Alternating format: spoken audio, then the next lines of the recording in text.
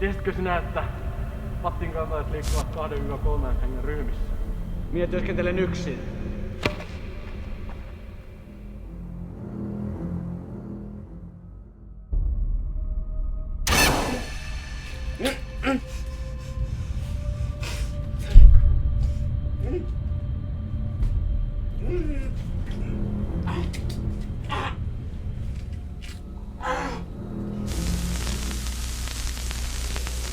Haluan pelata peliä. Näet tuon pattinkin sirkkelin edessä. Sinulla on ohjeistuksen jälkeen 2 minuuttia aikaa ennen kuin sirkkelin terä koskee pattinkia. Näet myös huoneen päässä pöydän. Pöydän päällä on radiopuhelin, jolla saat yhteyden erääseen henkilön, joka ei ole vielä ilmoittautunut pattinkikisaan.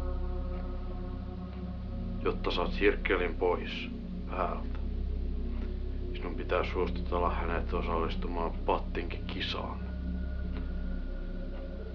Kello tikittää ja pattinki se kuulemma osaa itkeä.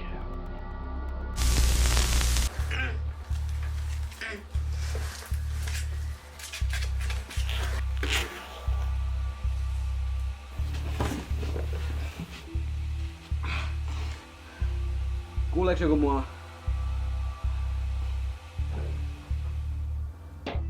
Kuuleeko joku mua?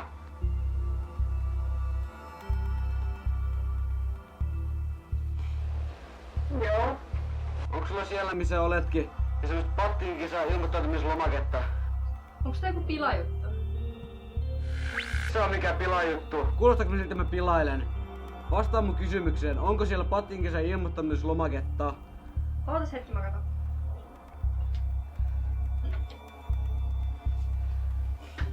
No hoida nyt saman tien ne jäsenmaksutkin.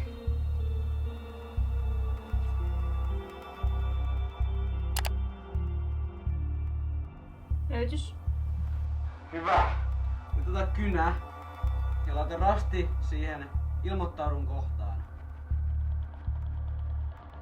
Ei, mä löysin se lomakkeen sähköpostista ja tää vaatii jonkun kuksarekisteröitymisen. Mitä?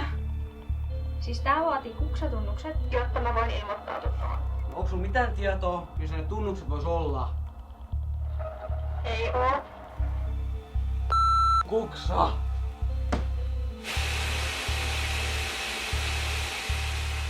Ota yhteys Elinaa ja kysy siltä sun tunnukset.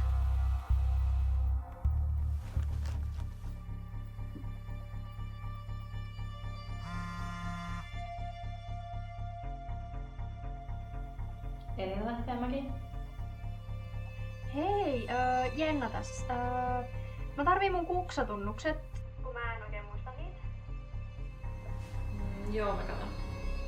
Mikä sun nimi oli? Jenna Huhtaniemi. Joo, löytyi. Eli tunnus on sun sähköpostiosoite ja salasana sellainen kuin PS pienellä 5 pikku R 25. Okei, kiitos.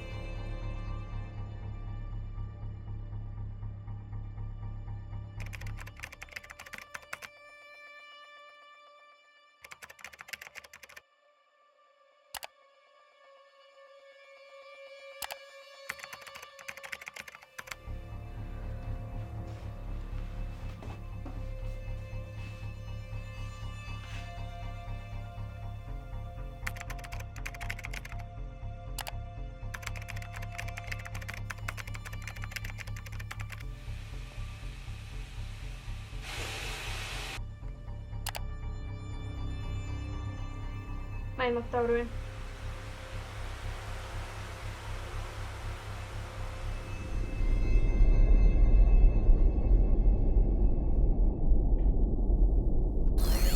Minä olen asentanut pääsi sisälle tallenteen, joten älä pelästy, jos kuulet ääneni.